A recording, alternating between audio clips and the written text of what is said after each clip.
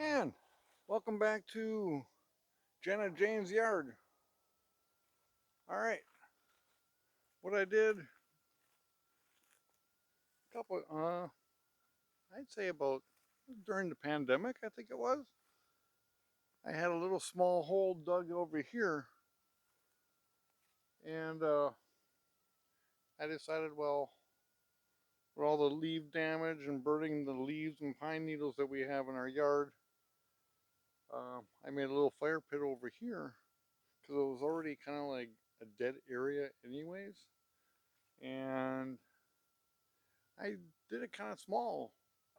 And uh, 2 years ago, with my John Deere S120 and a blade, I loosened up the dirt with a shovel and kind of pushed the dirt out and plowed it up and made a little barrier wall. So it's nice.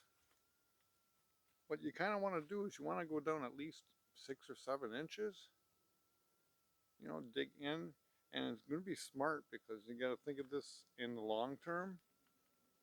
You want to go just like you would a loading dock. You want to go down in this way. You got if you have a lawn or you're doing this on a lawn, it'll break some of the grass up, so you know that's not going to get burnt, and you're going to have dirt that falls out on the edge. You would like, because right now we're on sand soil. We're mostly sand, and so you want to make sure whatever grass you have ain't going to get burnt when you're creating a fire. And I take the back wall with the dirt, and that would be my little wind barrier. And I kind of do that on 3 sides. But then I kind of like go down like a loading dock, and I go down in this way if I want to back up and dump a load of from my little trailer. If I want to dump a load of weed leaves, just dump it right on in there and just go. So it's nice to have an access in and an access out, and make sure you get a burning permit, and always check with the DNR because you don't want fines because you don't want to burn without a permit, and you want to make sure that they don't have to come out and put out a brush fire for you. So this is what this is all about and how to stay safe. Because I don't like the DNR coming out here and putting out a fire if I have one. That's not a very good idea. So make sure your spot is actually, you're going to have wind no matter what you do. You're going to have wind. Okay, so you want to block a little bit of the wind and clear of trees. Example, I have one that overhang, and this last winter it actually snapped a branch off, and it's a little too high for me to climb up to cut that branch. So I'm hoping that I can get some of it and just clamp on with a tow strap and pull it off. But I don't know if I can do that. So make sure your area is clean out of the way. But it's nice to have a little bit into the woods, just a little, because that actually helps block some of the wind when you do have the summer months and the leaves, the greenery, all foliage is the proper word. So that kind of helps a little. You don't want to burn it either.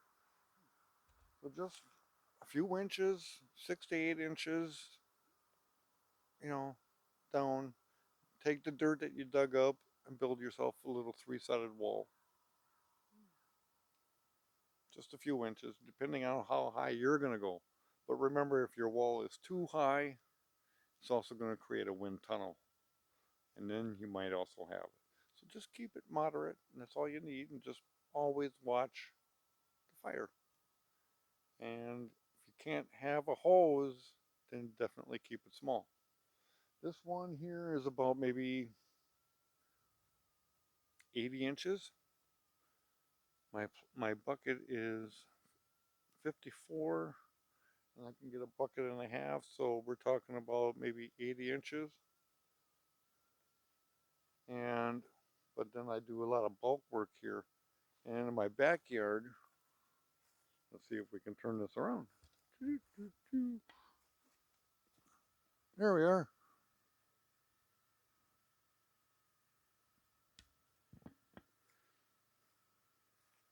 In my backyard, as you can see, let me see. It's right behind the propane tank.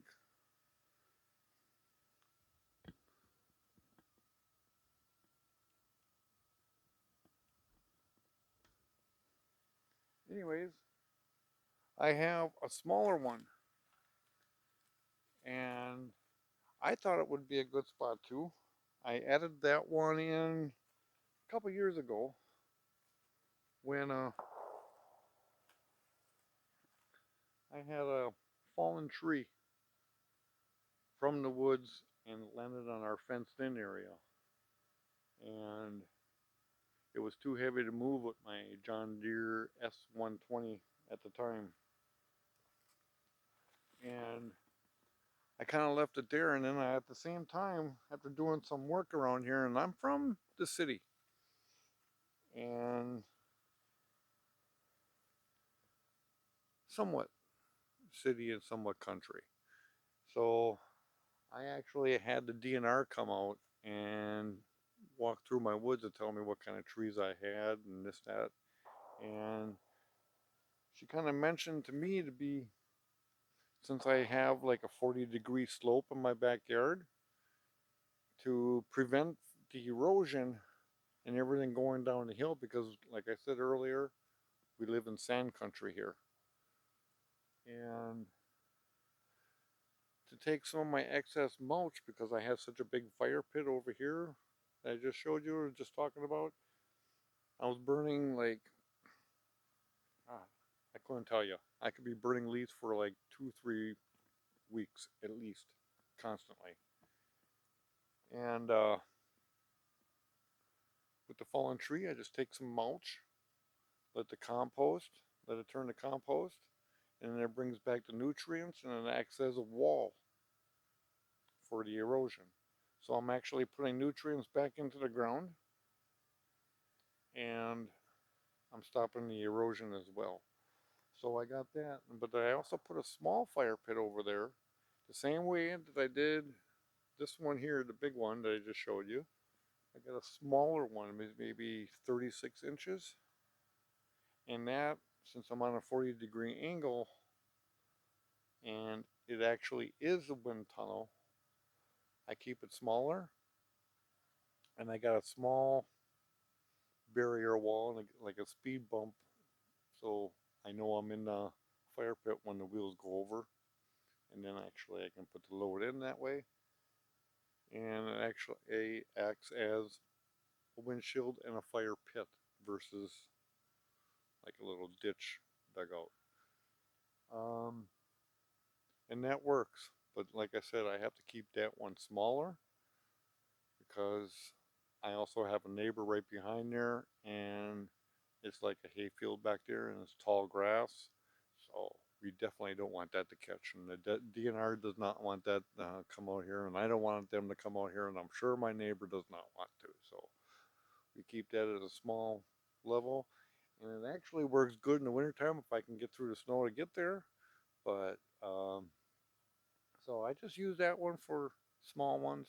Then I got I dug a hole in the fenced in area. I dug a hole, and I took a 55-gallon drum, had it cut in half, and I put that in there, and I have that going down about maybe 3-4 feet, and I dig the ashes out of all of them maybe once a year. In the fenced in area, I might do twice a year, depending on how much I burn out there.